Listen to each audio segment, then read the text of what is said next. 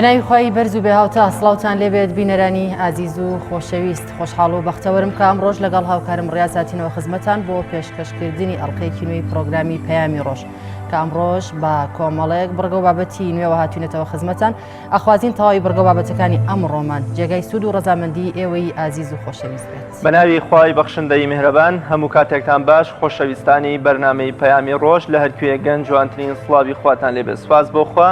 کە عمری ئەمانەتی پێبەخشین جارێکی تر لە خزمەتیەوەی عزیز و خۆشەویست دابین. تەوە بەرنامەکەمان ئەمڕۆژ لە سێتەوەری سەرەکی پێگاتووە. نەخۆشیەکانی جگەر بە گشتی و کرمی جگەر بە تایبەتی کە بەداخەوە لەم ڕۆژە لەمڕۆدا هەڕەشەیەکی جددین لەسەر ژیانی مرۆڤەکان تەوەری یەکەمی بەرنامەکەمانە بێ بە میوانداری پسپۆڕێکی وردی بواری کۆندامی هەرس و جگەر. هەروەها تەوەری دووەم باز لەوە دەکەین ئایا دروشمە ئاینیەکان کە حیکمت و فەلسەفەکەیان بریتە لە ئارامی دەرونی و پێکەوە ژیان و ئاشتی کۆمەڵایەتی مایەی ژاوەژا و ئازارن بۆ کۆمەلگە یا بە پێچەوانەوە یا ئەوانە خەڵکانێکی دەروون نەخۆش و نەزانن کە پێیان وایە دروشم و عیبادەت و پەرستشەکانی ئیسلام مایەی ئازار و ناڕەحەتین بۆ کۆمەڵگە. تەوەری سێمی بەرنامەکەمان بریتە لەوەی کە ئاین چ ڕۆڵ و کاریگەریەکی هەیە لە بابەتی ئەخلاقدا یا ئاین و ئەخلاق چۆن دەتوانن دوانەیەکی تەواو کار بن بۆ ئەوەی مرۆڤێکی تەواو پتە و باش و بەسوودمان پێ ببەخشن بۆ کۆمەڵگە لەگەڵ کۆمەڵێ راپۆرت و لەگەڵ ڤیددیۆکانی ئێوە و بڕگەی بیرەوەری و زۆر شتی دیکە کە لە بەرنامەکەدا بۆ ئێوە عزیز و خۆشەویستمان ئامادە کردوون. وەڵە بەڕێزانەوە کە میشەش سەرەتا دەچینە لای پێشبینی کەشوهەوا.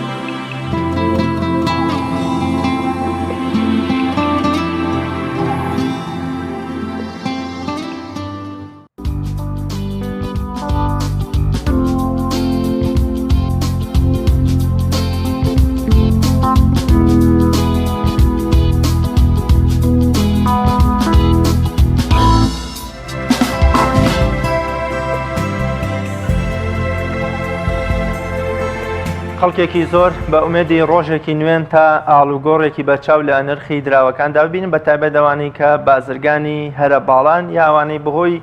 گەشتکردنەوە سەردانی وڵاتانی دراوسێەکەن. با پێکەوە بینەری ئاڵوگۆڕی دراوەکان بین لە هەرێمی کوردستان.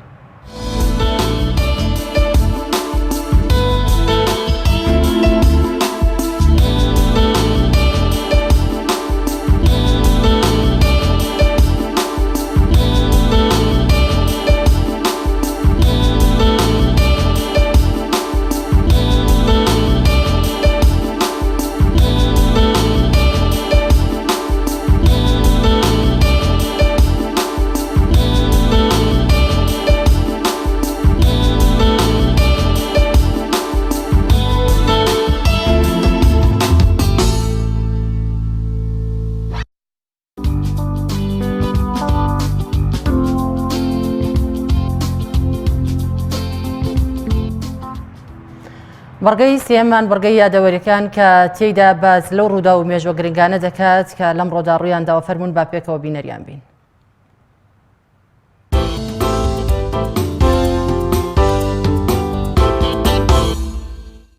28 هەشتی ساڵی 1965 کۆچی دوایی سیاسەتمەداری عێراقی و یەکێک لە سیمبولە عێراق ڕەشید عالی گەیلانی ناوبراو لە سەردەمی پادشایەتی عێراقدا 3 جار پۆستی سەرۆک وەزیرانی وەرگرتووە. 28 ساڵی 1963 مارتن لۆسەر کینگ سەرۆک و پێشڕۆ و بەدیهێنەری مافی ڕەشپێستەکانی ئەمریکا لە مەیدانێکی بەناوبانگی واشنگتۆنی پایتەختی ئەمریکا وتارە بەناوبانگەکەی خۆی ئاراستەی لایەنگران و دوژمنەکانی و کاربەدەستانی ئەو وڵاتە کرد بە ناوی منیش خەونم هەیە و تێیدا باسی لە ستەم و ئازار و بێمافی سەر ڕەشپێستەکانی ئەمریکا کرد و داوای کرد بە بێجیاوازی چینایەتی ماف بە هەموو هاوڵاتیانی ئەمریکا بدرێت، هەرچەندە دەسەڵاتدارانی ئەو وڵاتەی گویان بۆ نەگرت و پاشتریش لە یەکێکی تر لە مەیدانەکانی ئەو وڵاتە لەلایەن سپی پێستێکی توندڕەوەوە تیرۆر کراو، باوکی معنەوی و ڕەشپێستەکانی ئەمریکا کۆتایی بە ژیانی هێنرا و بە ئامانج و ئاواتەکانی نەگەشت.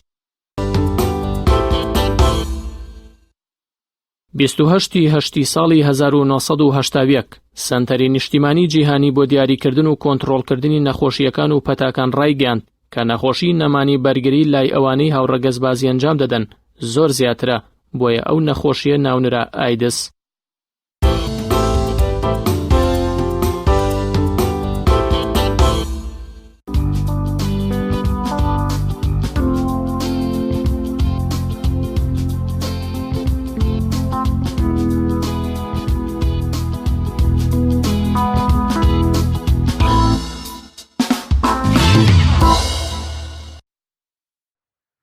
سڵاوتان لێبێ خۆشەویستان، تەوەری یەکەمی بەرنامەکەمان باسکردنە لە نەخۆشیەکانی جگەر یا ئەرکی جگەر بە شێوەیەکی گشتی و پاشان کرمی جگەر، نەخۆشی کرمی جگەر کە لە ئێستادا یەکێکە لە نەخۆشیەکان لە هەرێمی کوردستان چەند دیاردە و حاڵەتێکمان هەن. بۆ قسەکردن لەسەر ئەم نەخۆشیە بۆ چۆنێتی خۆپاراستن و هۆکارەکانی توش بوون و نیشانەکانی لای کەسی نەخۆش میوانداری زۆر بەڕێز دکتۆر سیروان حەمە شەریف قەرەداغی پسپۆڕی بواری کۆئەندامی هەرس و جگەرمان کردو. دکتۆرگیان یاخوا بەخێر بێ و سپاس بۆ ئامادەبوون. بەخێر بێ. کاک دکتۆرە گەر سەرەتا باسێکی جگەرمان بۆ بکەی بزانین جگەر ئیشی چییە؟ جگەر یەکێکە لە هەرە کۆئەندامە گرنگەکانی بەشەر، طبعاً لای ڕاستەوە لە ژێر ناوپەنجکە عادەتەن کیلۆ نیوێکە بێ و ئەمە فلتەرێکی زۆر گەورەیە، زۆر گەورەیە لە لەشی بەشەرە و هەرچی خواردنێک ئەخۆی و لە ناو لەشیشە هەرچی شتێک ئەبێ بەو فلتەرە بڕوا بۆ ئەوەی ینی شتە خراپەکانی لێجیاکاتەوە، شتە باشەکان تەنزیمکە. زۆر جار کە تۆ خواردن خۆی هەموو ئەبێ بە شەکر، ئەم شەکرە بەرزە بێتەوە لە خوێنە، جگەر ڕای کێشێتە ناو خۆی خەزنیەکە کە وەختێ تۆ خواردن ناخۆی ئەو جارێکتر ئەیجێڕێتەوە. وەکو لەو شتانە زۆربەی پرۆتیناتی ناوجگەر، تۆ پرۆتینات کە لە لەشا دروست دەبێ زۆربەی لەشگەرەوە دروست دەبێ، خوێنمەین، ڤیتامینات، ئیشێکی زۆری هەیە ئەتوانی بڵێن دەوری زیاد لە 500 ئیشی هەیە، بەڵام ئەوە ئیشە سەرەکیەکانێتی کۆمەڵێشت دروستەکە، کۆمەڵێشت لە ناو ئەبە. مەسەڵەن ئێستا خڕۆکەی سووری خوێن پاژماوەیە کە پیرە بێ تێگەشکێنرێ، کە دێکەشکێنرێ ئەبێ بە زەرداوێک کە زەرداوێجگەر دەری ئەکا ئەو زەرداوەی ناوجگەر لەوەوەیە. زلامێکە خواردنە خۆی شتە خراپ بە ناوجگەرە ئەڕوا بۆ ئەوەی فلتەر بکرێ شتە خراپەکانی لێجیاکاتەوە. زەلامی عەرەقە خواتەوە بە ناوجگەرە ئەڕوا بۆی جگەر تا بۆیە کرێ لای ئەبا. زۆر باشە کاکتۆر، بەشێکی گشتی بابەتەکەی ئەمڕۆمان باسکردنە لە کرمی جگەر. بزانین هەوکردنی جگەر چییە و هەوکردنی کرمەکانی جگەر چۆنە؟ بەڵێ طبعاً خۆی ئەگەر بینە سەر باسی جگەر ئیشێکی زۆر زۆری هەیە و زۆر نەخۆشی زۆر زۆری تایە، بەڵام ئەوەی کە ئێستا ئەمڕۆ حەزەکەین یعنی بچینە سەری باسی کرمی جگەرە. کرمی جگەر ئەمە نەخۆشیە کە تا ئێستا زۆر کەس پێی نەزانیوە. مشکیلەکە چییە؟ کرمێکە زیاتر لە حیواناتەوە نەقڵە بێ و لە بەعزێ خواردنەوە وەکو لە ڕێی سەوزەشەوە سەوزە مەسا ئەو سەوزەیە ئەو کووزەڵە جوانە لەو ئاوە سازگارە پوڭە ئەم شتانە نەوعە کرمێکی تایە کە یەتە ناو بەشەرەوە جاران لە عێراقا کەم بوو نەبوو الحەمدولله طبعا یەکەم چاکیە گەڕێتەوە بۆ پرۆفیسۆر تاهر عەبدوڵڵا هەورامی کە لە ساڵەکانی نەوەدا عملیاتمان نەکرد ئەو طبعا هەمووی وەکو بەرد و ئەوانە ئەهاتە پێشتا و کەڕەتێ کە سەیری کرد بەردێک ئەجوڵێتەوە دوای کە سەیری کرد ئەمە بەرد نییە کرمە و دوای ئەوە گرۆپێکمان پێکهێنا و گەیشتینە ئەوە دراسەتی ئەوە بکەین ئەم کرمە لەکوێوەیە دوایەوە ئەمە لە کوردستانە نەبوو جاران ئێمە خۆمان کە بۆ تەلەبەمان باسە کرد لە کولێی تۆ بازمان بەسەرە ئەمانوە ئەمە لە سین و هەندستان هەیە دوای دەرچوو لای خۆمانیش هەیە الحەمدولله توانیمان بۆ یەکەم جار لە عێراقا طبعا هەر بە سەرۆکایەتی بەڕێز دکتۆر تاهر هەورامی کە گرۆپێ پێک بێنین و ئەو کرمە دراسە بکەین و لە عەمەلیاتە بیدۆزینەوە و کە یعنی شتێکی وەک شتێکی تازە بوو بۆ یەکەم جار لە عێراقا ئەسباتمان کرد کە ئەو کرمە هەیە وەزارەتی سەحەی بەغامان قەناعەت پێ کرد کە ئەو کرمە هەیە و ئەوسا توانیمان کە ئەو دەرمانە بێنن بۆ عێراق ئەگینا لە پێشانە وێنەی ئەو کرمە بەڵێ ئەو کرمە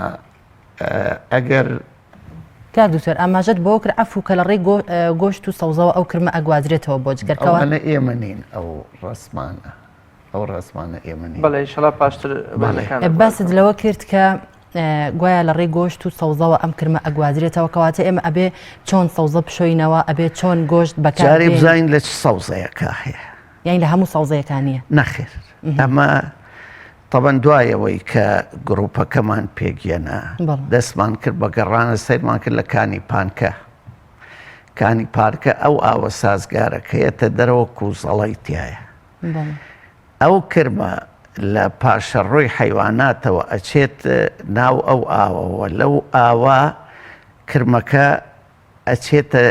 سەر ئەو سەوزەیە بۆ ئەچێتە سەر ئەو سەوزەیە پێشەوەی بچێت سەر ئەو سەوزەیە پێویستی بە هێلکە شەیتانۆکەیەک هەیە گەر بتوانێت پیشانمان بە ئەو هێلکە شەیتانۆکەیە بەس لەو ئاوا هەیە ئەچێ ماوەیە لەوە ئەژی و ئەبێ بە کرمێکی تەواو کە بوو بە کرمێکی تەواویەتە سەر کووزەڵە و سەوزەکان وەک هێلکە دروستە بێ دوایی کە من و تۆ ئەو کووزەڵە و بە تایبەتی کووزەڵە و دوایەوە پوڭە کە ئەو دوانە ئەخۆی لە ناو ڕێخۆڵەی دوانزەگرەی ئێمە ئەتەقێ و ئەچێتە ناو و تەبەن حەزە جگەرەکە ئەچێ بۆ ناو جگەر و لە ناو جگەریشە طبعا تا ئەگاتەوێ ئەنواعی بەڵێ هینی هەیە ئازار دروست دەکات و جاری وایە نەخۆشەکە تووشی ئاو بەنگەکات و دوایە چێتە ناو جگەر ڕاستە کە ئەڵێن ئەم کرمانە گەورە و بچووکیانەیە بۆ نمونە هەیەە ئەوەندە بچووکە کە نابینرێت هەشیانە ئەوەندە گەورەیە چەند مەترێک دەبێت کە هەموو ڕێخۆڵە داگیر دەکات ئەمە ڕاستە ئەمە ئاخرکە بە پێی کرمە کرم هەیە چەند مەترێکە وەکو دوو دەدوەحیدە بەس ئەمەی کە ئێمە باسیەکەین ئەمڕۆ کرمی جگەر ئەم کرمە ئەگەر بتوانێ ئەوە ئەهاوە هێلکەکەیەتی کە لەوێ پیشانی ئەیە ئەم هێلکەی لەگەڵ پیسایە ئەوەی کە تووشی بێ ئێتە دەرەوە دوای ئەگەر کرمەکە خۆیمان پیشان بە ئەوەی کە لای ئێمە هەیە 2 سانتیم و نیوە باڵی هەیە ئەوە کە ئەچێتە ناوچگەرەوە گەر بتوانێت کرمەکە خۆیمان پیشانە باڵی هەیە و طبعا ئەچێتە ناوچگەرەوە لە شانەکە خانەکانی جگەرە خوا دوای کە گەورە بوو بوو بە تەواو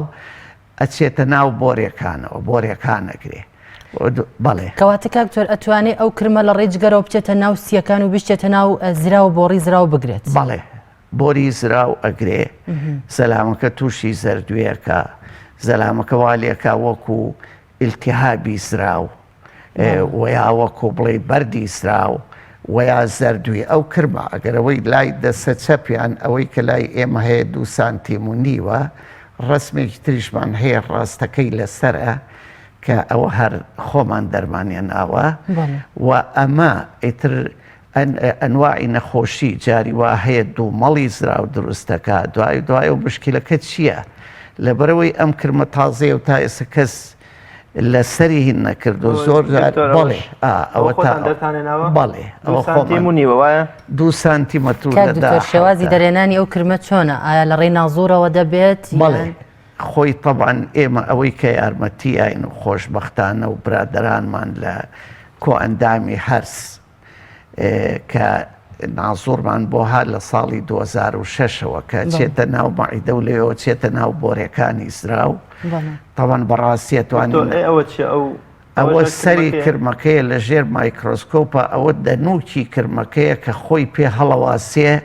بەڕی خۆڵەکانەوە ئەمەش ئەم شتەی چییە ئەمەی ئەڵێ گوێیەتی ئەوە دەمێتی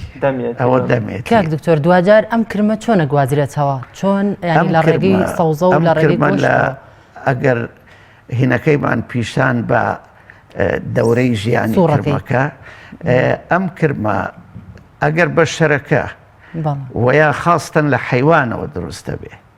لە حیوانەکان لە جگەریانە لە مەڕ لە مانگە ئەوەی بەرەڵە ئەوان چڕۆڵێکیان سەگەوەی تێ احتیمال لەگەر سەگیش بیخوات توش بێ بە زیاترەوانی کە تووشە بن گیاخۆن گیاخۆن ئەچێتە جگەریانەوە و ئەگەر سیرەکەی یعنی ئەو ئێستا پیشانیا کە ئەو مەڕانە لەو ئاوە ئەخۆنەوە ئەو کرمە ئەچێتە لە شیان کرمە لە ڕێی خواردنەوە بەڵێ لە ڕێگەی سەوزەوە بە تایبەتی و خاستن لەو شوێنانەی وەکو ئێستا پیشانیاوە کە ئاوی تایە و ئاوی سازگار و پاک و کوزەڵە و پوڭە بە تایبەتی لە کوردستانە و دوایەوە لەوانەیە سەوزەی تریش کە لە ناو ئەو ئاوا بێ هەر تووشێ بێ زۆر کەسەیەکە زۆر سەوزەکە شواتەوە ڕاستیەکەی بەزاهیەی شواتەوەڵێ بۆی ئەو کرم و میکرۆبانە هەمووی بکوژێت خۆی ئەو تەبەن سەوزە یەکێکە لە هۆی نەقەڵبوونی زۆربەی زۆری نەخۆشیەکە مشکلەی ئێمە سەوزەی خۆشمان نییە سەوزەی کەرکووک و خانەقین و بەغای شەکەیەت ئەوانە ئەکیازمائیمان بۆ دروست دەکەن بەڵام خۆشبەختانە ئەکیازمایی لای خۆمان نییە ئەگەر سەوزەی خۆمان بێ لەوە ئەپارێزرین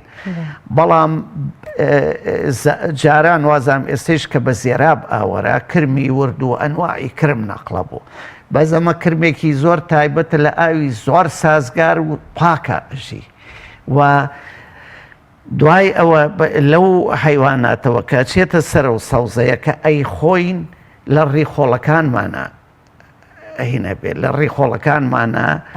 ئەتەقێت و ئەچێتە بۆرەکانەوە و بە ئەنواعی شێوە خۆی پیشان مشکلە ئەوەیە کە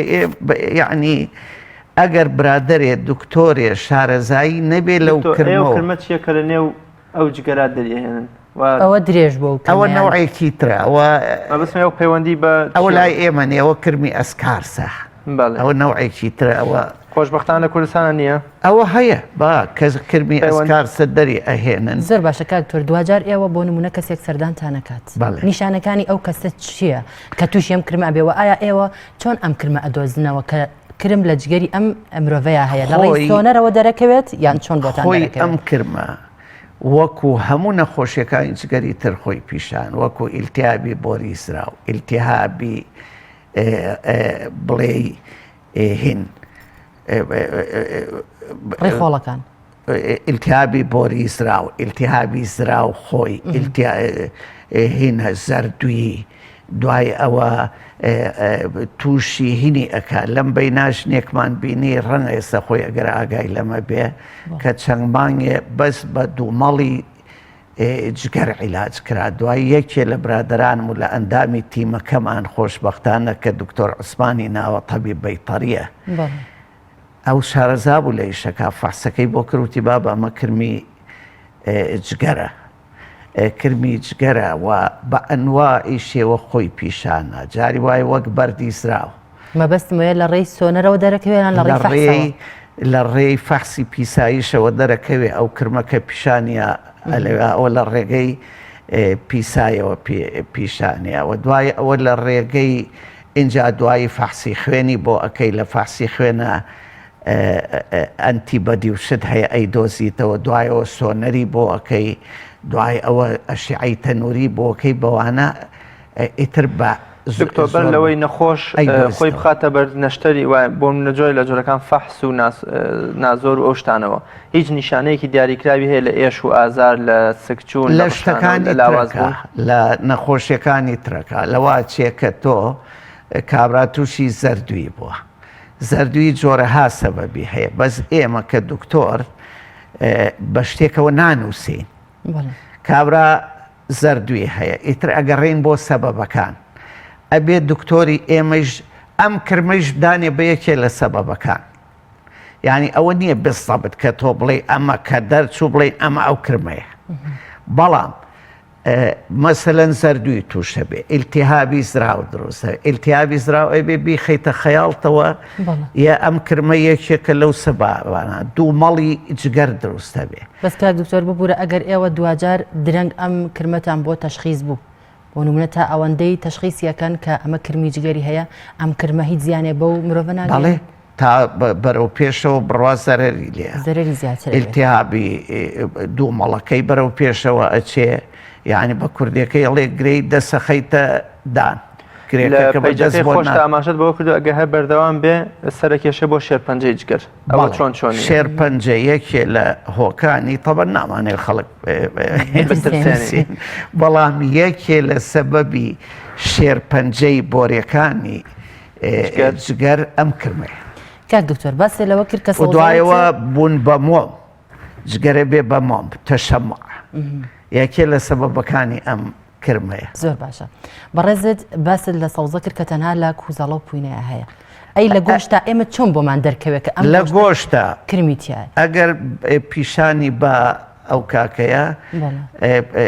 لەگەڵ پرۆفیسۆر مایکل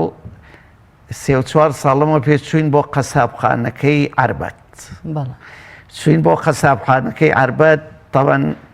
خۆمان بەستەوە بەس بە فەحسی جگەری گاڵمانە ئەها ئەوە ئێستاوە جگەری بانگایە کە کردومانەتەوە ئەوە چەقۆکەیە سەری چەقۆکە کرمەکەی لەسرە ئەمە دوایەوە ئێمە پرسیمان لە دکتۆری بەیتەریەکان وتمان ئەمە لی هەیە لایوتی زۆر زۆرە ئێوەتی ئێوە تازە پێتان زانیوە دکتۆری بەیتەریەکان وتیان ئەمە زۆر زۆر ئاحتیادیە لە هەمەسەن سەیری ئەوەکەی ئەوەی کە و پارچەی بەدەستێ ئەوە یەک کۆمەڵ کرمی خڕخڕی وردە ئەمە لە جگەرایە 39 جگەرمان فەحز کرد نۆی ئەو کرمەی تیا بوو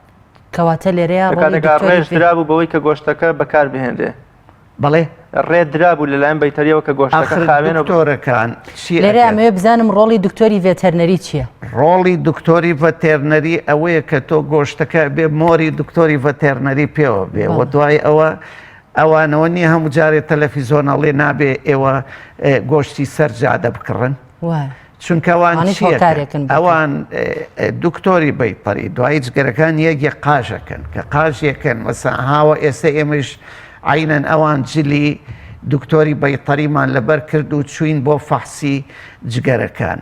ئەو دکتۆری بەیتەری کە پێ دەڵێ نابێ گۆشتی سەرجادە بکڕیەکێ لە سەبەبەکان ئەوەیە ئەوان ئەو جگەرەی ئەو کرمەیان تیابینی ڕەفزیەکەن دوایەوە لێمان پرسین وتم باشە ئەم مانگایەنە لەکوێوە وتی لە کازاخستان و هەندەوەیەت وتی ئەمە لای ئێمە نەخۆشیێکی زۆر ئاحتیادیە هاوە سەری چەقۆکە کە کرمەکەی تایە لەبەرەوە ئێمەش منیش خۆم دەنگی خۆم بخەمە پاڵ دەنگی دکتۆرە بەیتەریەکان کە نابێت تۆ گۆشتی سەرجادە بکڕی ئەبێت دکتۆری بەیتەری بیبینێ دکتۆر کاتێک ئەزانین شوێنی مانەوە و گەشەکردنی ئەم کرمە جگەرە بۆ منە هەندێک کەسەیە جگەر هەر ناخۆن ئایا گۆشتەکەی تری ئەو ڕەشەبڵاخە ئەو مەڕان هیچ کاریگەریەکی بۆ تەندروستی بەکارێنی گۆشتی ڕەش ماسوولکەکان لە هەمووی ئەمینترە دائیمە هەناوی حیوان وەکو جگەر و گورچی لە وسی و ئەمانە چونکە ئەوانە دایمە شت پاکەنەوە دایمە ئەوانە پاک نین دوایە تۆ جگەر جگەرێکە برژێنی دیوی بەس مەقاڵی و ئاگرەکە برژاوە دیوەکەی تری نەبرژاوە بۆیە ئەوروپیەکان قەت جگەر ناخۆن. ئەوروپیەکان ئێستا فعلەن ئەوروپیا جارێ سپڵەوە هەر هیچ ناخۆن جگەریش ناخۆن زۆر بە زەحمەت چونکە بۆ هەناوی حیوان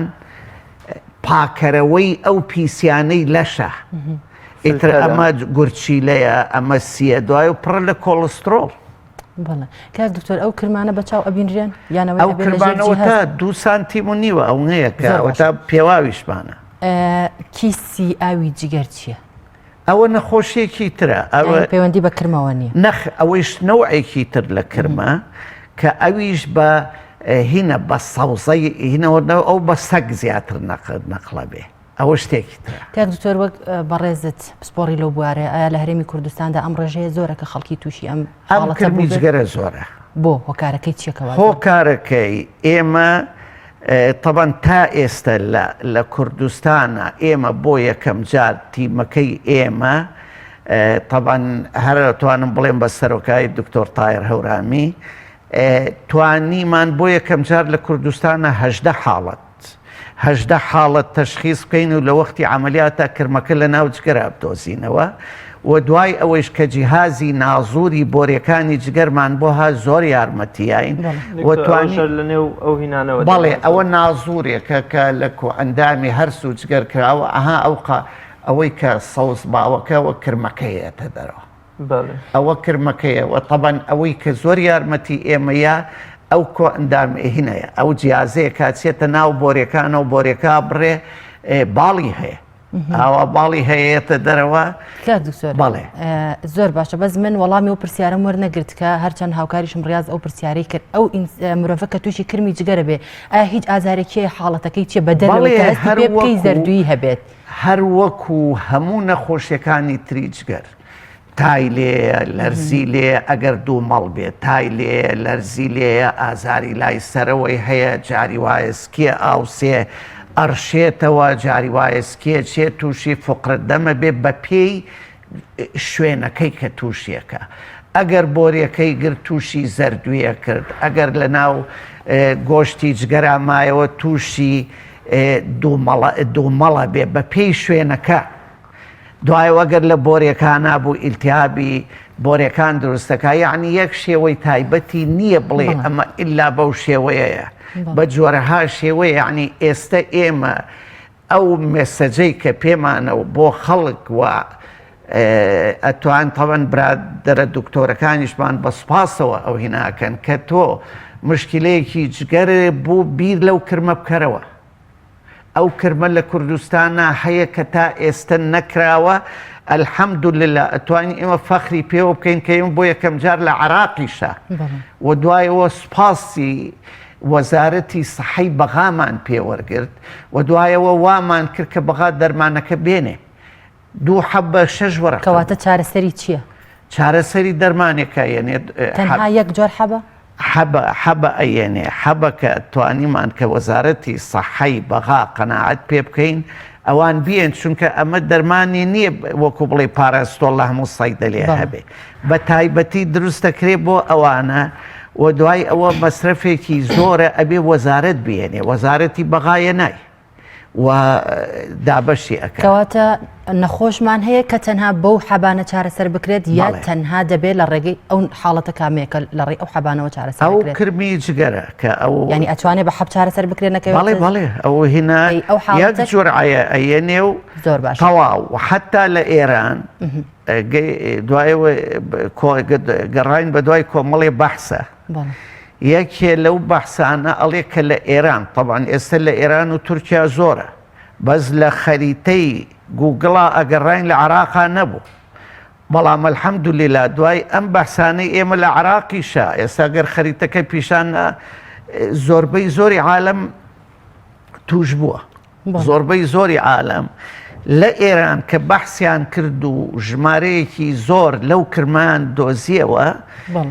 مەجبور بوون بە حەبی دکتۆری بەیتە سەیرکە ئەو سەوزە لە عالەمەوە هەموو عالەم توش بوو ئەگەر بە حسابە بێ کۆمەڵێ وڵات توش نەبوو ئەویش هەڵێ کە توش نەبوو یعنی ڕاپۆرتمان نیە احتیمالە هەیە ئەوانیش توش بوون و دوای ئەوە لە ئێران دەستیان کرد بەوەی کە حەبی طبی بەیتەریان بنێ و نەخۆشەکانیش باش بوون و بەحسیشیان لەسەرەوە کرد و ئێمەش ئێستا بەتەماین و نەخۆشمان هەیە کە حەبی طبی بەیتەری ئەینێ چونکە بۆ لە عالەما هینە بەحس هەیە لە ئێران ئەڵێ زۆر باشە و ئیسباتیان کردووە چونکە بە پێ تەبەن جورعەکە فەرقیە زۆر باش ئەو حاڵەتە کامەیە کە بەڕێستان نازۆریان بۆکەن و بە نازۆر دەری ئەکەن یان حاڵەتان هەیە بگاتە حاڵەتی نەشتەرگەری بەڵێ ئەگەر هاتوو لە بۆرێکە مەسەن ئەگەر هاتوو دوو مەڵی زر بە پێی حاڵەتەکەیە ئەگەر هاتوو دوو مەڵی جگەر بوو دوو مەڵەکەی ترێبی یا بە چەقۆ بیکەیتەوە یا ئێستا خۆشبەختانە جیازاتوە شیشێکەی کا بە شوێنی نەکاو دەریێنێ دوایەوە دەرمانەکەیەتێ بەڵام ئەگەر بۆرێکەی گرت بۆرێکە بەس بەو جیهازەکە لە ڕێی دەمەوە ئەچێ بۆ ناو بۆرەکان و بۆرێکا کاتەوە و پاکێکاتەوە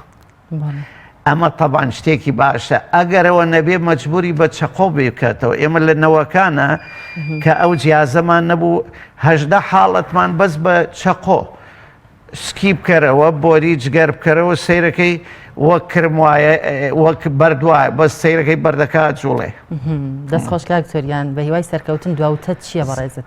واللهی دواوتە ئەوەیە کە تەبان مای خانمام کە بڵێ کوزەڵە و پونگە زۆر جوان بیشۆنە و سەوزە خۆی شێوازی شۆردنەوەی ئەوە چۆنە باش بوو بیری خستنینەوە ئەزانی باوکی من سەوزە یەکێکە لە بەردی بناغی خواردن خۆم هەموو جارێ و لە هەموو شوێنێ و لە فەیسبووکە ئەبێ سێ بەشتی خواردنی بەشەر سەوزە بێ سەوزە چییە بامێ بانجانە خەیارە ترۆزیە هەرچی شتێک ئینجایەتە سەر کوزەڵە و پونگە و ئەمانە شتێکی زۆر خۆشە بەڵام لە عینەن کاتە شۆردنەوەی زۆر زۆر بە پاکی زۆر زۆر زەروریە چونکە حتا ئێستا ئێمە بازی حاڵەتی ئەکیاسی مائیمان هەیە ئێستا مشکلە چیە تۆ بەیانی کەوەرەکەی لە کەرکک بۆ خەنە سیارەوە نیوەڕۆ لێرە فرۆشتێ ئەوە نییە وەک جاران کوردستان پاک بێ لە بە چ مادەیەک بشۆرێتەوە کاک دکتۆر ئایا بشۆرێتەوە باشترین شت ئێستا من خۆم کە کاهوەیە کە شۆمەوە گەڵا ئەوڵێ خیاوک باشە ئەو دەرمانانە باشە بەڵام پێش هەموو شتێک گەڵا من خۆم کە هینێکە شۆ کاهوەیەکە شۆمەوە گەڵاڵێ خەمە بەر ئاوەکە ئەم دیوە و دی و پاکی ئەەکەمەوە ئەو شێوەیە زۆر زۆر زەروریە ئێستەیش بیرم یەخوا ئەفریقا مامۆستایەکمان هەبوو عەلی ئەسەفار ئەو وەختە پیر بوو ساڵی هەفتاکان پێمان و مامۆستا حەل چییە کە تووشێ و کرمە بوو حەی و حەلەوەیە سەوزە نەهێنی بە ماڵتە بەڵام ئایا ئەمە ئەبێ سەوزە ئەساسی بەشە زۆر باشە دکتۆر گیان یاخوا بەخێر بێ زۆر سپاس سپاس بۆ ئامادەبوون سپاس بۆ زانیاریەکانت زۆر سپاس بۆ بەڕێز دکتۆر سیبان شەریف قەدەداقی بەڵێ ئازان خۆشەویستان دەچینە لای ناوبڕێک و پاشتر دێنەوە لاتان تۆپ ئارت تاکە بریکاری تۆڕی میدیایی کۆمەڵ بۆ دروستکردن و بڵاوکردنەوەی ڕیکلام تۆپ ئارت. ئایا تا ئێستا بیرت لەوە کردوتەوە کە ئینتەرنێتێکی بێسنوور بەکاربێنیت یان بیرت لەوە کردوتەوە کە بۆ هەفتەیەک یان 2 هەفتە ئینتەرنێتی بێسنوور بەکاربێنی سەرەڕای هەموو ئەمانە تا ئێستا بیرت لەوە کردوتەوە کە بۆ یاریە ئەلکترۆنیەکان ئینتەرنێتی بێسنوور بەکاربێنیت بێگومان نەخێر فانسی نێت هەموو ئەم کێشانەت بۆ چارەسەر دەکات تۆش دەتوانیت بۆ ماوەی هەفتەیەک یان 2 هەفتە یان مانگێک بەردەوام بێسنوور لەگەڵمان بیت ئێستا خزمەتگوزاریەکانمان لەم شوێنانە بەردەستە سلەیمانی شارباژێر شارە زوور هەڵەبجە سەی سادق عربەت پێنجوێن بازیان تاسڵوجە و زەرگوێز فانسی نێت هەمیشە ئینتەرنێتی بێسنوور. کارگەی شربەتی خاڵقی گیرەوەی خاڵقی بە تامەکانی پرتەقاڵ، مێوەژ، هەنار، لیمۆ و مۆز و ئەنەناس بەرهەم دەهێنرێت. تەواوی تامە سروشتیەکانی شربەتی خاڵقی وێنەی باخێکی پڕمیوەیە. کارگەی شربەتی خاڵقی لەگەڵ 24 ساڵ ئەزمون و بە تامی سروشتی. ناونیشان سلێمانی ناوچەی پیشەسازی دوو پشت ئەلبیستەکە. کارگەی شربەتی خاڵقی. کارگەی ئاسمان کارگەی ئاسمان بۆ بەرهەمهێنانی نایلۆن و سفرەی سەفەری لە کوردستان سفرەی ئاسمان لە خەمی تەندروستی هەمواندایە. سفرەی ئاسمان دوورە لە بەکارهێنانی هەموو ماوەدێکی زیانبەخش وەک ڕیسایکلین. بەکارهێنان لە ئێوە دڵنیایی لە ئێمە لە باشترین و خاوێنترین بەرهەمە خۆماڵیەکانە. سفرەی ئاسمان ڕازگۆیی لە پێوانەدا، خاوێنی لە پێکهاتەدا. سفرەی ئاسمان. بۆ دەستخستنی سفرەی ئاسمان پەیوەندی بەم ژمارەیەوە بکەن: 1970 840 2000. هەمومان حەزمان لە برنجە. برنجێک تامی ڕاستەقینەی برنجمان پێ ببەخشێ. بازار جملەی دێت لە برنج، بەڵام بژاردەی من برنجی دۆلفینسیە. بە تام و بۆن هاوشێوەی برنجی کوردیە. 100% سروشتیە. برنجی خڕی دۆلفینسی شێفە گەورەکان سەرسامەکات. بۆیە بێ دوودڵی بژاردی من و کابانی ماڵە. تا ئێستا زۆر جۆری برنجم تاقی کردوتەوە، بەڵام هیچیان وەک دۆلفینسی نییە. تامێکی ترە ئێوەش دەتوانن تاقیکەنەوە. دۆلفینسی باشترینمان بە هەڵبژاردن. تۆپ ئارت تاکە بریکاری تۆڕی میدیایی کۆمەڵ بۆ دروستکردن و بڵاوکردنەوەی ڕیکلام. تۆپ ئارت.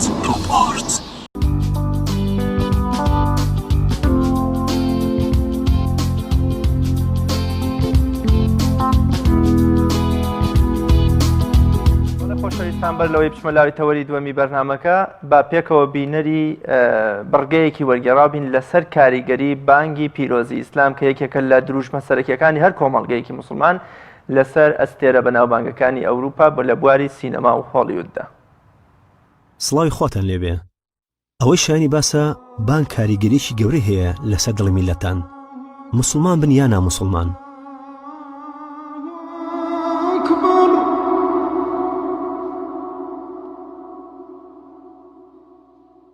بەڵام ئەوە جێی سەرسوڕمانە کاریگەری بانگە لەسەر کەسایەتێ بەناوبانگەکانی هۆلیوود و کەسایەتی بەریتانی و خەڵکی وڵاتانی تر. ئێمە لێرەیە کاریگەری بانگ لەسەر چەند ئەستێرێکی جیهانی ئەخەینە ڕوو. سەرتا ئەچین لای ئەکتەری بەناوبانگی هۆلیوود مۆرگان فریمان کە بەیەکی لە ئەسێرە بەناوبانگەکان ئەژمێرێت لە چاپێکەوتن دەربارەیەکی لە فیلمە دۆکومنتاریەکانی دەڵێت: یەکێ لە جوانترین دەنگەکانی جیهان و ئەوەی زیاتر ئارامی بەدڵە بەخشێت بانگی ئیسلامە کە بەم شێوەیە دەڵێت: ئەڵڵاهو ئەکبەر. یەکی لە ئەکتەرە جیهانەکانی تر لیام نیسۆنە لە چاپێکردنێکە لەگەڵ هیلین کە یەکێکە لە پێشکەشکارە بەناوبانگەکانی ئەمریکا دەربارەی ئەو فیلمی لە تورکیا وێنەی گرتووە ئەڵێت: ئێوە زۆر گەشتەکەن بە وڵاتانە، ئایا ئەمە ڕاستە؟ بەڵێ بەشێک لە دیمەنی فیلمەکەت لە ئەستەمبول وێنەگرتووە؟ ئیستانبولی تورکیا. چۆن ئەم شارە جوانە دۆزیەوە کە زۆر جوانە؟ شارێکی زۆر جوان و سەرنجڕاکێشە لە کۆنا پێی وتراوە قوستەنتینیە. ئیستانبول دەرگایەکە لە نێوان ڕۆژهەڵات و ڕۆژاوادا، بە درێژایی مێژوو لە ڕووی ڕۆشنبیریەوە دەوڵەمەند بووە. 4000 مزگەوتی تایە. دەنگی بانگ لە کاژمێر 5 هەموو بەرەبەیانێک دەست پێەکە. من موبایلەکەم لەسەر کاژمێر 6 دانا، بەڵام ئەو 5 خەبەریە کردبوو. هەفتەی یەکەم زۆری زعاج بوو. ئایا توانیت لەگەڵی ڕابیت؟ بەڵام لەگەڵ هاتنی هەفتەی دووەمە ڕۆحت پەیوەسە بێ بەو دەنگەوە. دوایی بوو بە خۆشترین ئاواز بۆ لە خەوەستانە.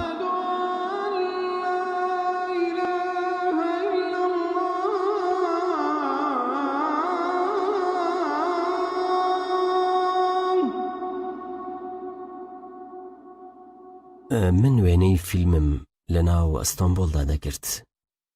هەموو بەرەبەیانێک کاژمێر 5 بانگ دەدرێت. کاتی گوێبیستی بوو چی دەکرد؟ لە هەفتەی یەکەمدا بەم شێوەیە هەردوو دەستم بە گوێشکەکانمەوە دەگرت، بەڵام لە هەفتەی دووەمدا زۆر بەلامەوە خۆش بوو. پاشان لە هەفتەی سێمدا هەستم کرد ئەو دەنگەم زۆر خۆش دەوێ. بیرم کردەوە ڕاستە ئیسلام چارەسەرە. کەسانی تریش هەن جگە لە ئەکتەرەکان، بۆ نمونە کیت هێمبڵ کە یەکێک لە پێشکەشکارە بەریتانیەکان زۆر بەناوبانگە و جەماوەرێکی زۆری هەیە. لە یەکێ لە بەرنامەکانی شەرق الئەوسەددا ئەمە ڕوویدا: واو لەم کاتە جوانە، لە هەموو لایەکەوە دەنگ دێت. بەڵێ 36 مزگەوت لە کیلۆمەتر چاوگۆشەیە هەیە. زیاتر لە 1400 ساڵە ئەم بانگە بەردەوامە. زۆر جوانە.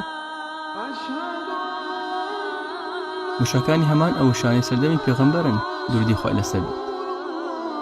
خەڵکەکە هەموو دوکانەکانیان دائەخەن و ڕوئەکەنە مزگەوت بۆ نوێژکردن. ئۆ بەڕاستی دەنگێکی جادوویە. سپاس بۆ تۆ. شایانی نییە بۆ پەڕی دڵفڕەوانیەوە. بەڕاستی دیمەن و دەنگێک بوو بڕوان نەئاکرد چۆن دەروونم هۆگری بوو. کەمێکی دڵ قورئان خوێندن دەست پێ ئەکەن لەوانەیەکی لەوانە ئەو ئاەتانە بخوێنن کە باسی چیرۆکی عیسا و مەریەم ئەکەن سەلامی خۆیان لەسەر بێت. ئەوە لە قورئاندا هەیە. سەیریکە چۆن دوکانەکان دائەخەن و ئەچن بۆ نوێژ. شاجوانی بەناوبانگی یوتیوب دیبورا گارسیا کاتێ سەردانی جدەی کرد بەم شێوەیە هەستی خۆی دەربڕی.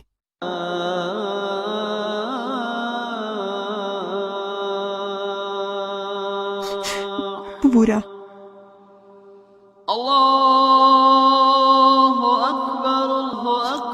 زۆر کاریگەرە. سوپان بۆ خۆم زۆر کاریگەرە.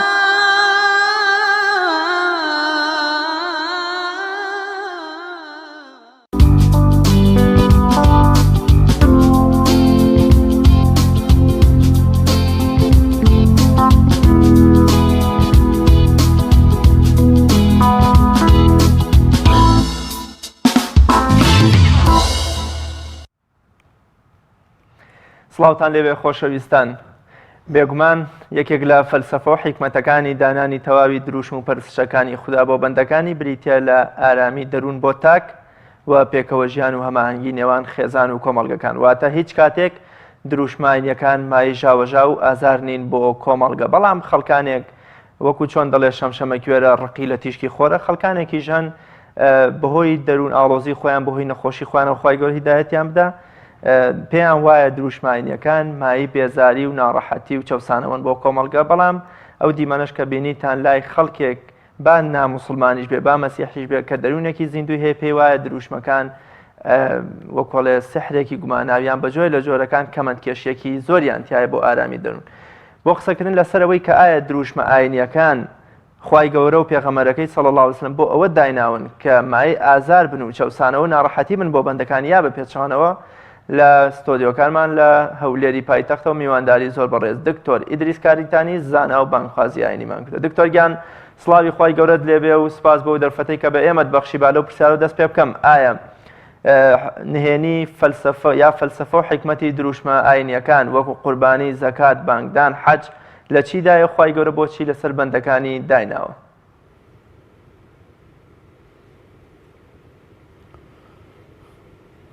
بەناوی خوای گەورە میهرەبان دانەری زەوی و ڕاگری ئاسمان درود و سەلام لەسەر گیانی پێغەمبەرمان صلی الله علیه وسلم. سڵاو لە جەناب تو لە تەواوی پێشکەشکارانی ئەم بەرنامەیە و سڵاو لە گوێگران و بینەران.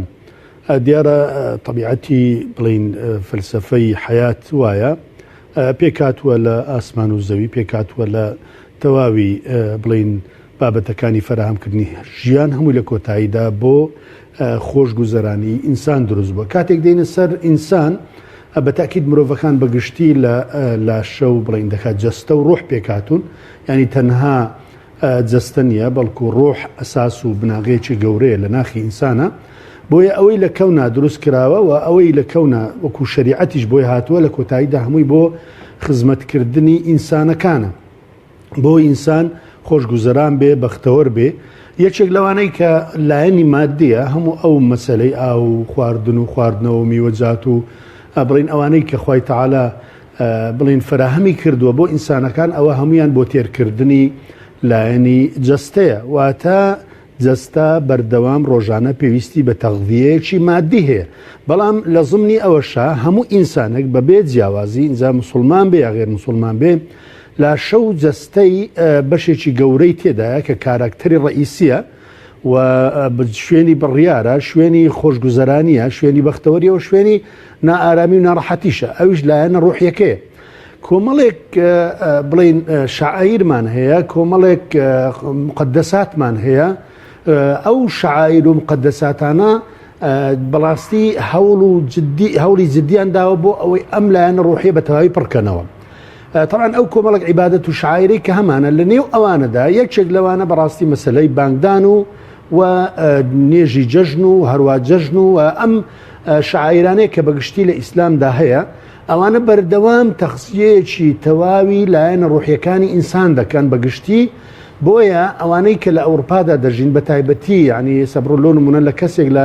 مجتەمەعێکی ڕۆژ هەڵاتا بژی بچێتە مجتەمەعێکی ڕۆژئاوە فترێکی زەمەنی کە گوێی لە بانگ نابی گوێی لە شاعیرەکانی ئیسلام نابی گوێی لە شاعیرە دینیەکان نابی هەست بە فەراغێکی گەورەی ڕوحی دەکا وەکوێ لە شوێنێکە بژی ئەم شوێنە وەکو قەبرستانێک وایە کە تێیدا مردووە لۆ چونکە ئەم لایەنەی تێدانە ئەمە خاڵی دووەم بەڕاستی ئەگە تەرکیزەکە لەسەر شاعیرەکان بی بەگشتی و هەروها بانگ بە تایبەتی دیارە موسڵمان هەموو کات و ساتی تەوقیتە و بڵین ژیانی دابش کراوە بەسەر لایەنی عیبادەت و لایەنی معاملات و ژیان ئەوەی کە علاقەی بەلایەنی مادیەکەوەیە کە ئینسانی موسڵمان ڕۆژانە پێویستی بەوەیە بچی هەوڵدا ئیشکە کاسبی بکە مان پەیداکە پارە پەیداکە مناڵەکانی بژێنی حاڵەتی حوالی شخصی دروستکە زەواج بکە ئەوە بکە تا کۆتایی و لە زمنی ئەوانە بۆی ئینسانەکان دوور لە ڕوت یعنی وەکو حیوان نەژین وەکو قورآن دەفەرمێ ئولایکە الأنعام بل هم ئەضل یعنی هەموو ژیانیان بێتە مادیات بەشێکی بۆ تەرخان کردووە ڕۆژانە کە 5 کاتە کاتی نێژەکانە و کاتی بانگەکانە و کاتی زیکرەکانە بۆ ئەوەی ئینسان لایەن و هاوسەنجێک ڕاگری لە بینی مادی و معنەوی چونکە ئینسان لە ئەساسە لە چه دروست بووە خەلقکم من تراب لە تراب دروست بووە ئەوە لایەنە مادیەکەیە بەڵام ثم نفخ فيه من روحنا لە پاشان ڕوحمان تێدا بەردەستە کردووە ئەوەش لایەنە معنەویەکەیە کەواتە ئینسان بەتەنها لە مادە دروست نەبووە تاکو بەس بتانی بە مادیا بژی بۆیە جیهانی ئەوروپی کاتێک بەس لە بواری مادەدا دەژی تەماشا دەکەی لەوێ هەر مادەی هۆشبەر زۆرە خۆسەرخۆشکردن زۆرە ئینتیحار زۆرە حیاتێکی دوور لە ڕووی گیانداری زۆرە لۆ لەبەرەوە دائیمەن ئەوان لە فەراغێکی گەورەی لایەنی معنەویدا دەژین بۆیە فەلسەفەی بانک فەلسەفەی شاعیرەکانی ئیسلام عیبارەتە لە تەخزیەکردنی لایەنی معنەوی هەموو تاکەکان بەغیر موسڵمانی شۆ چونکە ئەوەی کە جەنابیشتان هەر لە تەقریرەکەی دەرتان خست بڵێ مامۆستای دریس بەشێک لە خەڵکی ناکۆکن لەسەر دەنگ ناخۆشی بانگ بێش کەواتە مەرجە ئەو کەسی کە بانگ بێژە دەبێت دەنگی خۆش بێت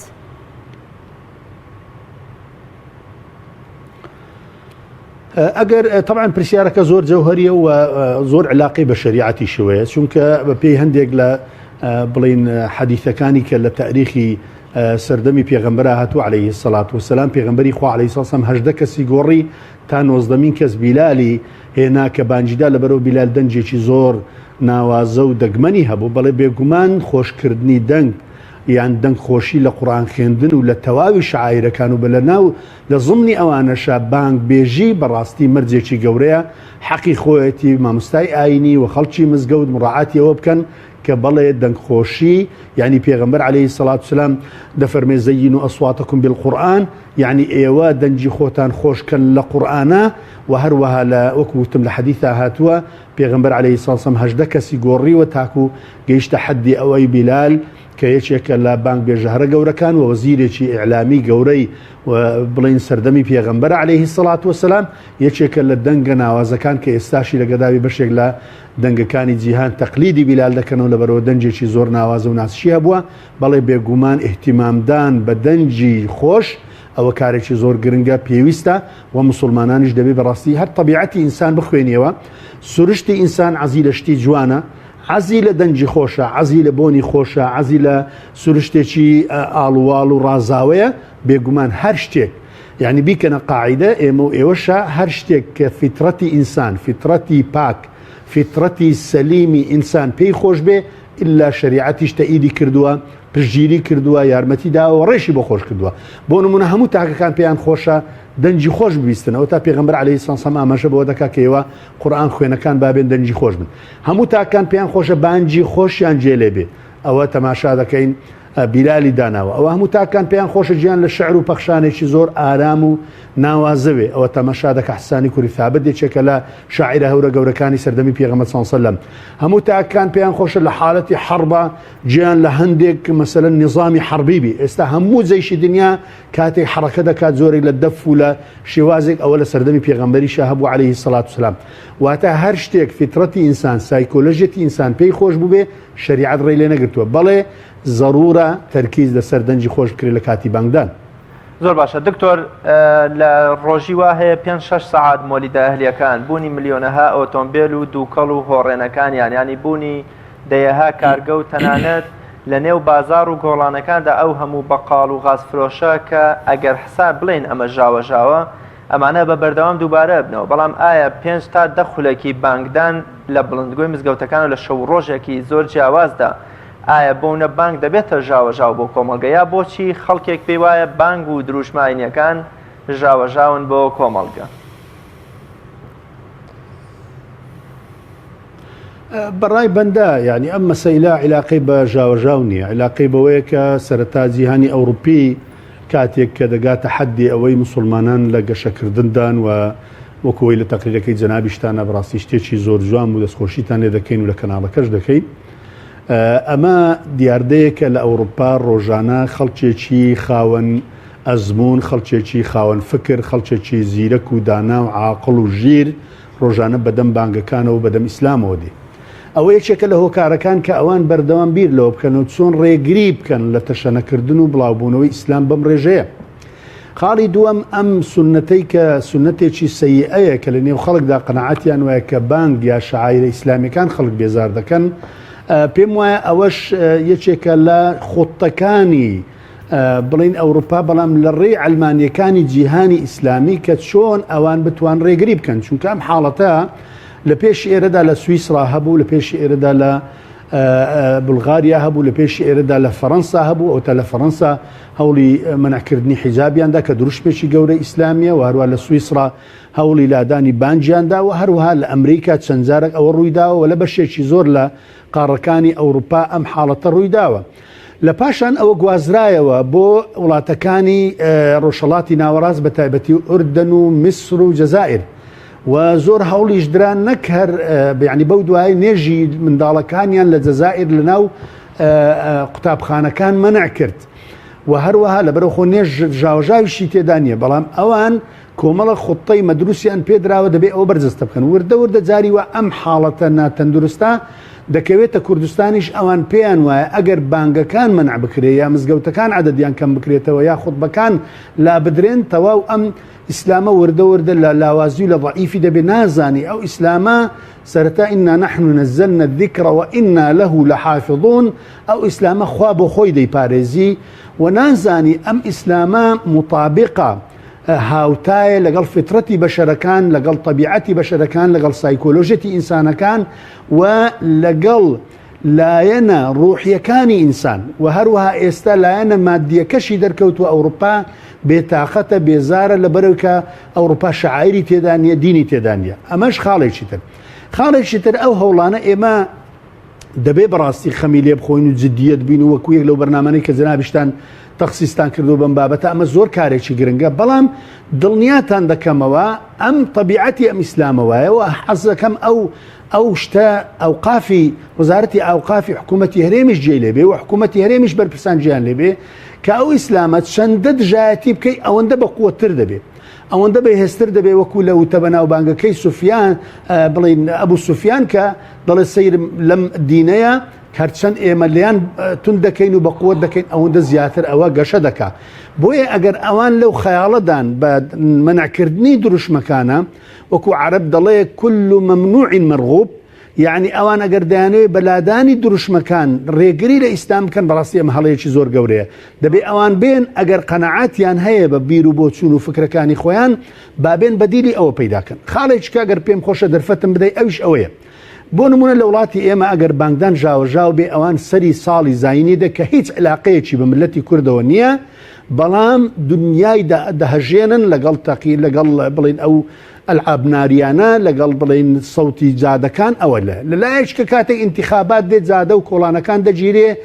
دەوری یەک مانگ هەموو کۆڵان و جادەیەک دۆر و زورنا و شایی و هەڵپەرچێ و سەوت و ناخۆشیەکان کە لە لایەکە وڵاتی ئێمە خنکاوە لەگەڵ ژینگە نەخنکاوە بە دەنجی بانگەکان با بچن ئەو شەریکانەی کە ئیخۆیانە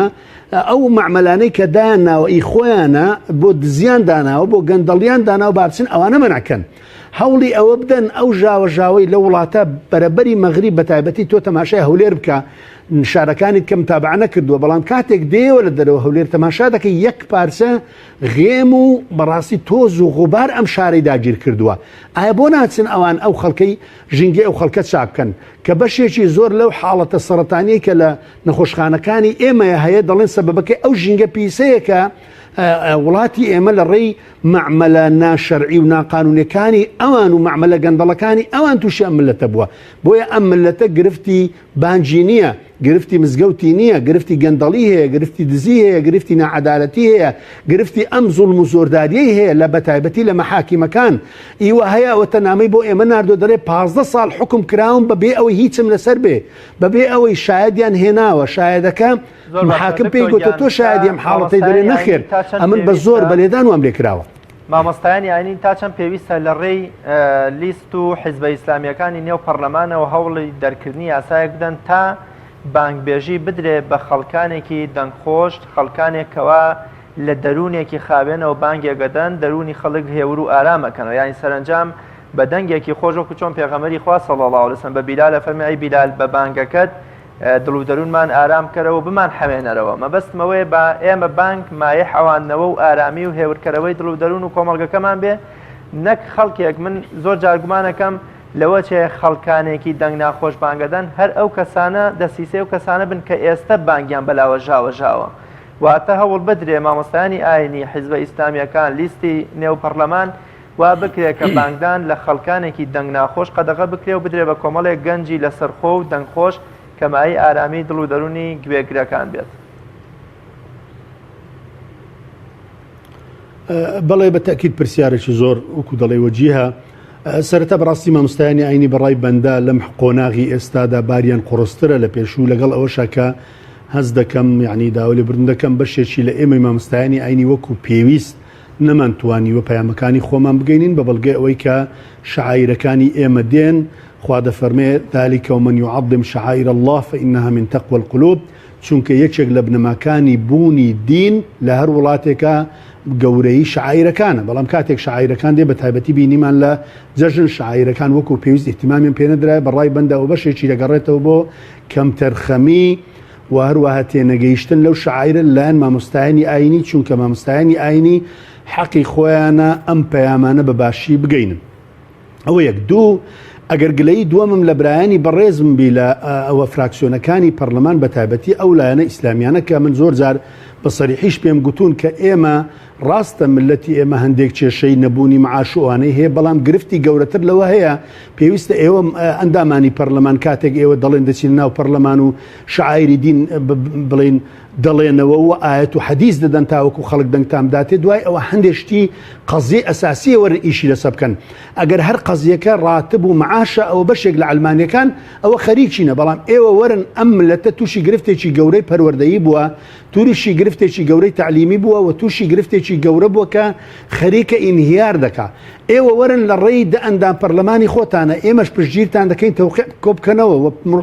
مەشروع تەقدیم بکەن لە بۆ ئەم بابەتە ئەساسیان یەکێک لەو بابەتانە ئەوەی جەنابەت دەڵێ بۆ نمونە بانگدان بە دەنجێکی خۆش شتێکی گرنگە یەکێکە لە شاعیرە هەرە ئەساسەکان مەفروزە ئەندامانی پەرلەمان دیفاع لەم بابەتە بکەن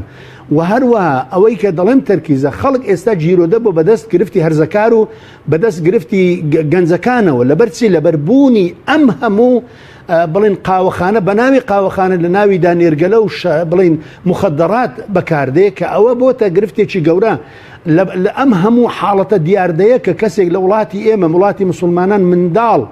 بەوەندە ساڵی بکوژدێ و ئەو جەبچی لەگەڵی حاڵەتێکی ناتەندروست بکەی ئەو کارەساتە لەوانەیە لە درێژەی 100 ساڵی تاریخ ڕووی نەدابێ دەبێ ئەندامانی پەرلەمان بێم خام لەم بابەتە بخۆن و مامۆستایانی ئاینیش کەم تەرخەم بوون لەم بابەتە دەبوایە ئەم بابەتە بکرێتە کەیسێکی زۆر گەورە چۆن دەبێت لە وڵاتێکی ئاوا ئەم حاڵەتە ڕوودا بۆیە بە تاکید ئەو مەشروعی جەنابت دەڵێ لەگەڵ چەندان مەشروعی تر کە حەقی خۆیەتی ئەوانە پێشکەشی بکەن. زۆر سپاس بۆ بەڕێز دکتۆر ئیدریس کاریتانی زانا و بانخوازیانی کە لە ستۆدیۆکەمان لە هەولێرە و میوانی بەرنامەکەمان بووی. زۆر سپاس بۆ زانیاری و ڕێنماییەکانت. بەڵێ بینەرانی عزیز و خۆشەویست ڕێکخراوی قوتابیانی کوردستان لە سۆران خولی بنیادی ڕاگەیاند کە لەم بارەیە و پەیامنەرمان ئازاد وەمەراوی راپۆرتێکی بۆ ئامادەکردوین فەرموون با پێکەوە بینێری.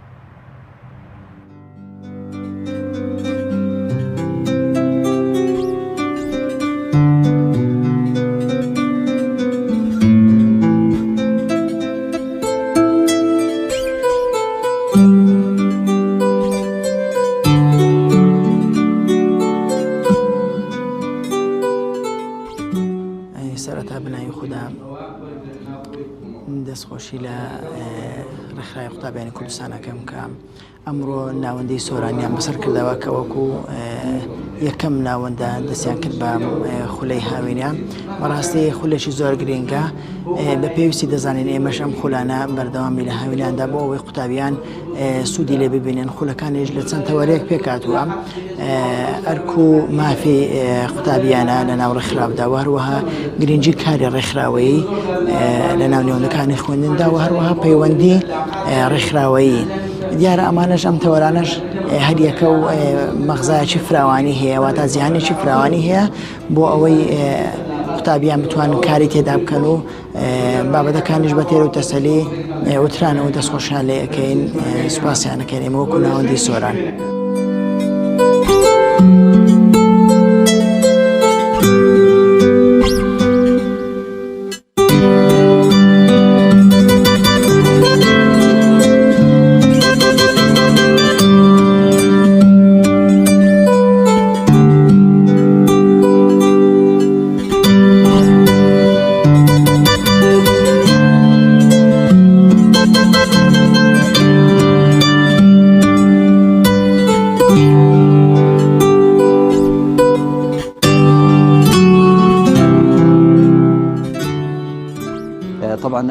خولە ئامانزمان گەشە پێدانی بواری پەروەردەیە لە ناوەندەکانی ڕێکخراوی قوتابیانی کوردستاندا و بەهێزکردنی تواناکانی قوتابیانە لە تەواوی ئۆرگانەکان و ناوەندەکانی ڕێکخراوی قوتابیانی کوردستاندا لای هەموو لایەک ڕوونە کە ئێستا پەروەردە بەداخەوە لە ئەزمەیەکی گەورەدایە هەر لە هەڕەمەوە هەتا خوارەوە واتە لە لووتکەی بواری پەروەردەوە هەتا دێتە ئاستەکان و ناوەندەکانی خوێندنەوە بەداخەوە ئاستی پەروەردە لەو پەڕی لاوازیدایەوە گەشە پێدان و بەهێزکردنی تواناکانی پەروەردە زۆر لە لاوازیدایە ئێمە تەمەنا دەکەین وەکو ڕێکخراوەکان بەتایبەتی ڕێکخراوی قوتابیانی کوردستان بتوانین ئەو فراغە پڕکەینەوە کە لە بواری پەروەردەدا لە هەرێمی کوردستاندا دروست بووە. بەناوی خۆی بەخشندەی میێرەبان بەداخەوە ئەوەی لە هەرێمی کوردستانە تێپەڕێ بە تایبەتێمانی لە چەند ڕۆژی داهات و تێپەڕین ئەو کارەساتە نەخوازراوانەی کە بوو بەڕای ئێمە وەک ڕێکخراوی قوتابیانی کوردستان و شارەزایانی بواری پەروەردەیش بریتە لە نەبوونی پەروەردەیەکی دروستی گەنجان و قوتابیان کە بەلای ئێمە وەک ڕێکخراوی قوتابیانی کوردستان نەبوونی پەروەردەیەکی ڕەسەنی ئیسلامیە بەداخەوە بەهۆی ڕێگریکردنی دەسەڵات کەەوەی کە مزگەوتەکانی داخست بەڕووی گەنجاندا و پەروەردەی لە ناو ناوەندەکانی خوێندندا بە جۆرێ لە جۆرەکان فەشەل پێهێنا بۆیە پێمان وایە بێ بگەڕێنەوە بە پەروەردەی ڕەسەنی ئیسلامی تاکەکان دووبارە پەروەردە بکەینەوە کە ئامانج لەکردنەوەی تەواوی خوڵ و کۆڕ و سیمینارەکانی ئێمە وەک ڕێکخراوی قوتابیانی کوردستان بریتە لەوەی کە دووبارە پەروەردە فۆرمات ئەو پەروەردەی کە دەسەڵات فۆرماتی کردو دووبارە ئەپدەیتی بکەینەوە تاکەکانی لەسەر ڕابێنینەوە بۆی کۆمەڵگەیەکی تەندروست.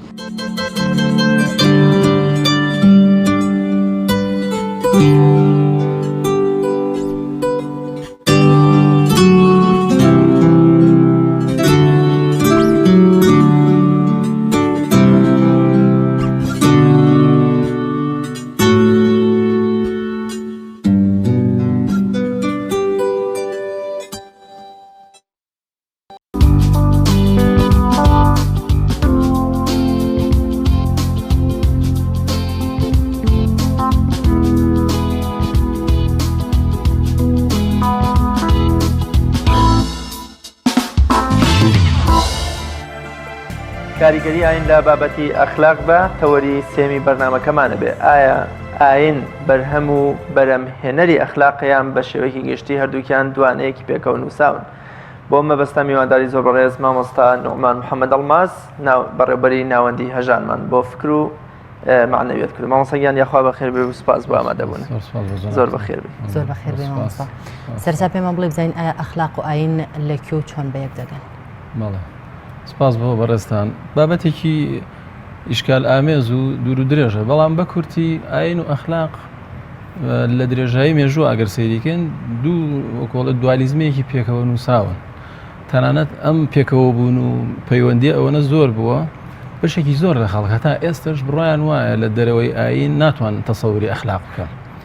و ئەمە بۆ کەسانی متدەین زۆر بەدیهیە. لە کۆمەڵگەی کوردستانی خۆشمانە ئەکرێت لە خەڵکە متدەی خەڵکی ئایندار و پابند بە ئاینەوە بپرسی ڕەنگە هەمان وەڵامیان لاوێ. لە ئەوروپای مەسیحێتی شاهروایە. لەبەر ئەوە بڵێم ینی پەیوەندەکە ئەوەنە زۆرە خەڵکی پابند بە ئاینەوە یا خەڵکی متدەین بەگشتی ئەتوانین بڵێن وابیرەکەنەوە کە ئەم پەیوەندیەکە کە ناکرێت لە یەکیان جاکەینەوە لە ڕاستیە. هۆکاری زۆرە ئەم بابەتە تەواان یەکێک لە شتەکان ئەوەیە کە لە ڕاستیە ئاین پەیامێکی ئەخلاقیە بە دیوەکە. ینی سەیری پەیامی پێغەمبەرەکان کە سەلامی خۆیان لەسەر بێ بەگشتی تەنانەت ئاینە با بڵێن زەمینیەکانیش جگە لە ئاینە ئاسمانەکان ناوەڕۆکەکەی ینی پڕە لە پەیامی ئەخلاقی بۆ ئینسان. مثلەن سەیری ئاینی هیندۆسکە سەیری ئاینی بوزابکە کە ئەمانە خۆ پەیامی ئاسمانی نین مرۆڤ دروستی کردوون. ئەوە ئیتر ئەگەر بێتەوە بۆ پەیامە ئاسمانەکان وەکو ئاینی ئیسلام و مەسیحێت و دینی یەهود بە ئاشکرا ئەمە ئەبینیتەوە. ئەمە وای کردووە کە ینی ئەم تەسەورە هەبێت کە ئەخلاق لەگەڵ ئاینا دووشتن کە لە یەک جیا ناکرێنەوە. هەر بۆیە لە ڕاستیە کاریگەریەکە زۆرە لەو پەیوەندی کە لە بینی ئەم دوانە هەیە. بەڵام ئەگەر بمانەوێت لە ڕووی مەفهومیەوە واتە لە ڕووی چەمکیەوە ئەم دوو بابەتە باسکەین ئەکرێ بڵێن ینی ئەم دوشتە ئەکرێت لە یەکیانجاکەینەوە لە ڕاستیە. بۆچی چونکە ئینسان ئەتوانێت لە ڕووی زەینیەوە وێنای ئەخلاق بکان لە دەرەوەی دین. ئەگەر بابەتەکە بە سادەیی بە عەرزی جەنابتان بکەم ئەوەیە کە ئایا ئەخلاق یەکەی ئەخلاق بریتە لە چاک و خراپ، کاری چاک و کاری خراپ زۆر باشە. ئایا ئەکرێت لە دەرەوەی چەمکە ئاینیەکان ئینسان باز لە چاکە و خراپە بکە وەکو تێگەشتن ئەکرێ بۆ ناکرێنی تەمان ئەمە بە جیاوازی زۆر قسەکردن کە لەم بوارە هەیە بەڵام ئەکرێ زۆر بەڵگە هەیە بۆ ئەم مەجالە. یەکێک لە بەڵگەکان ئەوەیە مناڵ کە هەر لە مناڵیەوە ئەگەر سەیری گەشەی ئینسان بکەیت مناڵ هەر لە مناڵەوە کە گەشە ئەکا هەر لە تەمەنێکی سەرەتاییە لە ئاستێکی ئەگەر نزمی شابێ و لە ئاستێکی سادە شابێ چەمکی چاک و خراپی لا دروستە بێ بە جۆرە لە جۆرەکان ینی هەستەکان شتێک باشە شتێک خراپە. بۆ نمونە مەسەلەن ئەگەر لەوە مناڵ نەزانێ عەدالەت چییە وەکو چەمکیی ئەخلاقی ئەگەر وەریگری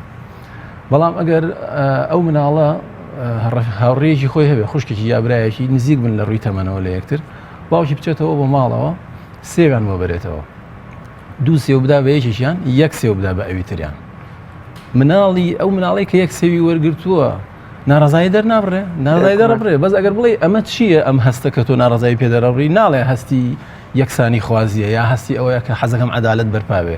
بەس تایەتی تەوان کەواتە ینی ئەم مناڵە هێشتا لە شعوری دینیشتیان نەگەشتەوە هێشتا بە تەواتی نازانێ مەسەلەن ئەم بەرامبەر خوا هەنێ تەکلیفی لەسەرە کە ئەبێ ڕەچاوی کاتەماسا پەیوەندی نێوان ئەخلاق و ئاین چییە؟ ئەوە ئاینە ئەخلاقمان بۆ بەرهەمەیەنێ و ئەخلاق بەرهەمێکە لە بەرهەمەکانی ئاین یا بوونە ئەخلاق ئاین ئەڕەخسێنێ زۆر جار مرۆڤ بە ئەخلاقەکان لە دەرەوەی ئاین بەرەو ئاین دێنەوە مەبەستمە کامیان بوونە پەیوەندی نێوان ئەخلاق و ئاین چییە و کامەیە؟ لە ڕاستیە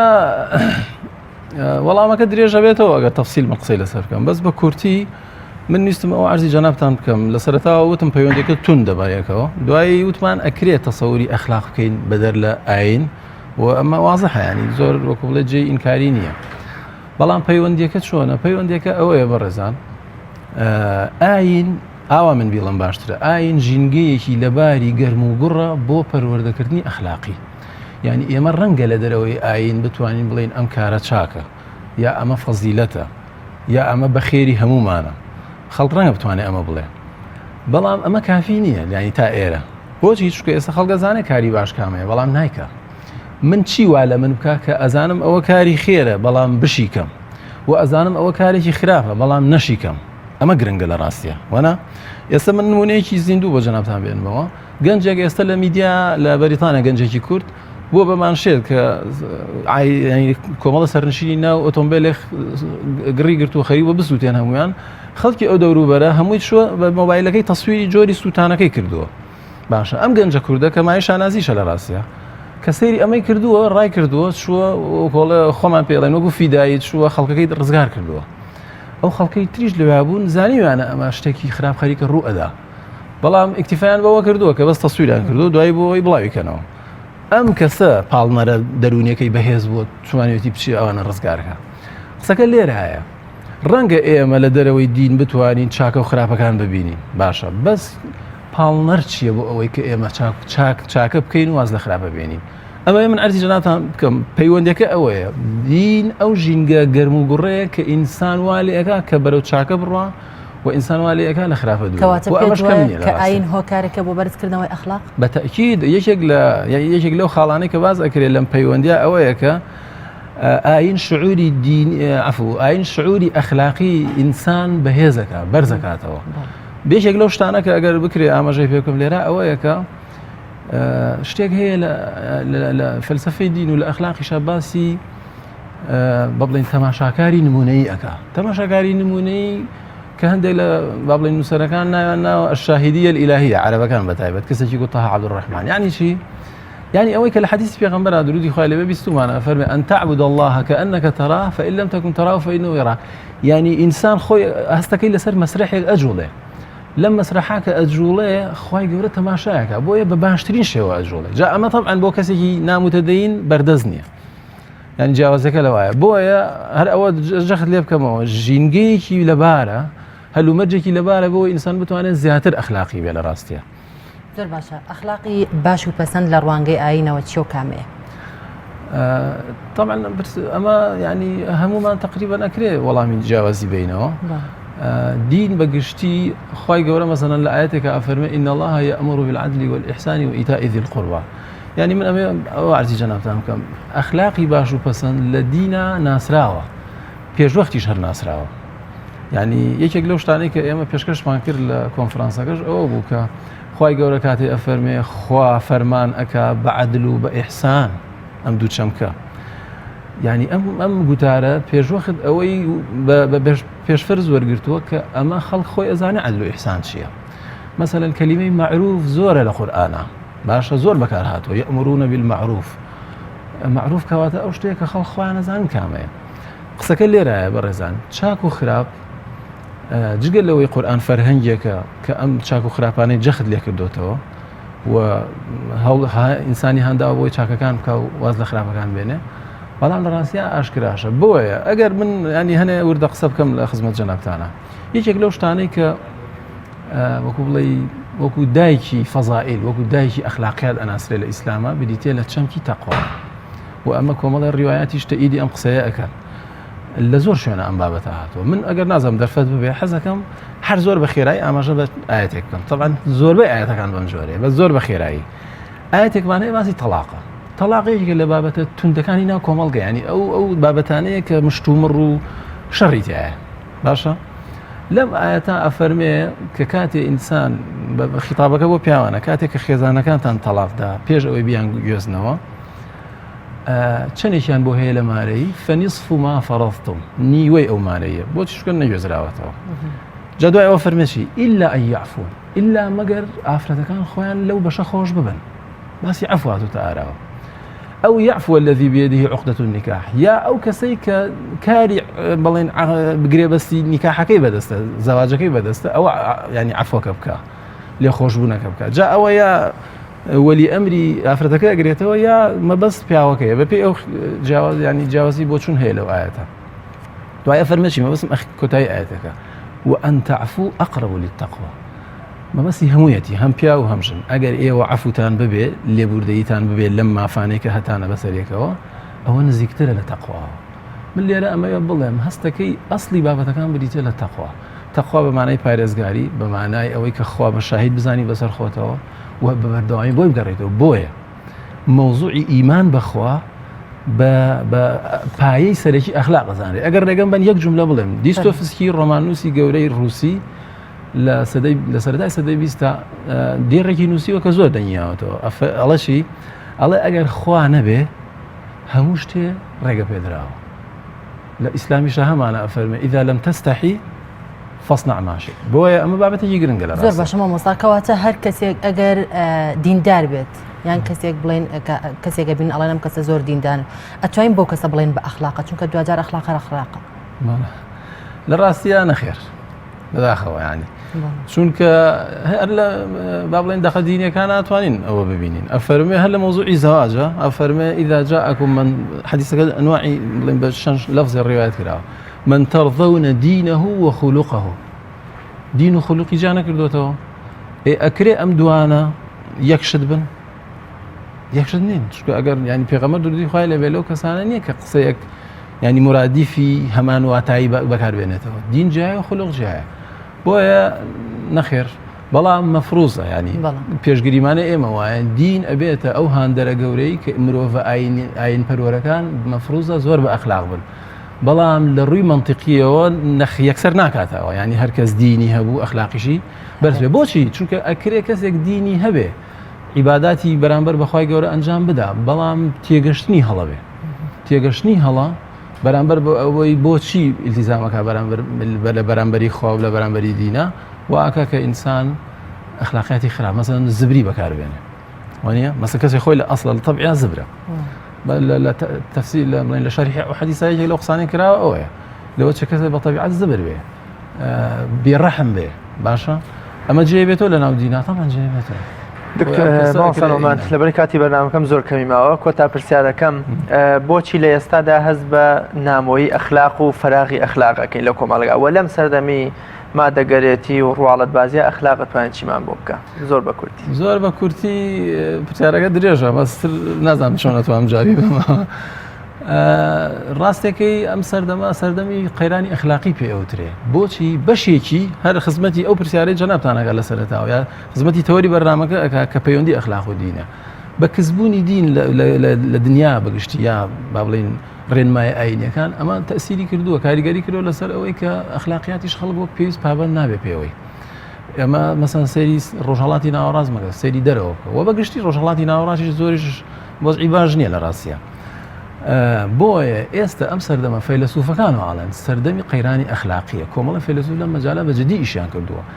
بڕۆیان وایە کە چارەسەرکردنی لایەنی ئەخلاقی ئینسان چارەسەرکردنی بەشێ لە گرفتە حتا سیاسەکانی مرۆڤایەتیشە هەن بە کورتی بەلەوەرەوەی کاتنەما ئاماژە بە خانمە فەیلسوفێکی بەریتانیەکە بەناوی ئانسکۆم تەمان ئافرەتەکانی سەدەی 20 زۆر دەوریان بینی لە مۆزوعە بالمناسبە ینی وەکۆڵەجێی تەقدیرە ئانسکۆم لە ساڵی 1950 مقالەیەکی ینی وەکۆڵە بەناوبانگ ئەنووسێ ئەڵێ بۆچی ئەم دوو جەنگە ڕوویە تەمان دوای دوو جەنگی جیهانیەکەم و دووەمە ئانسۆم لەو ڕۆ چارەسەری ئەم بابەتە ئەدۆزێتەوە ئەڵێ ئەو دوو جۆرە ئەخلاقی کە خەڵکی ئێمە وەکو غەرب تەبەنیمان کرد و ئیشمان لەسەر کرد ئەنجامگەرایی و وەزیفەگەرایی بوو کە لێرە کاتی نێ من باسیکەم بەڵام ئەڵێ ئەم دوو ئەخلاقە ئەوەنە قودرەتیان نییە کە مرۆڤی چاکە خواست دروستکەن ئاخر ئەمە زۆر مهمە خەڵک دروست بۆ ئێستا چاک و خراپ ئەزانێ بەس چاکە خوازی جایە لەوەی تۆ چاکە بزانی و خراپە بزانی ئەمە مهمە ئێمە جەختمان لەوە بوو دین ئەمەمان بۆەکە بۆیە ئانسکۆم قەناعەتی وایە دینەکان لەم مەجاالە خزمەتی گەورەیان کردووە خزمەتیان بەچی کردووە بە کاراکتەر بە ینی کەسێک بکەری ئەخلاقی بێ نەک مەعنیفەی ئەخلاقی لابێ خۆ ئێستا ئێمە خەڵکی خۆشمان بدوێنە ماشەڵڵا هەمووی قسەکەرێکی باشە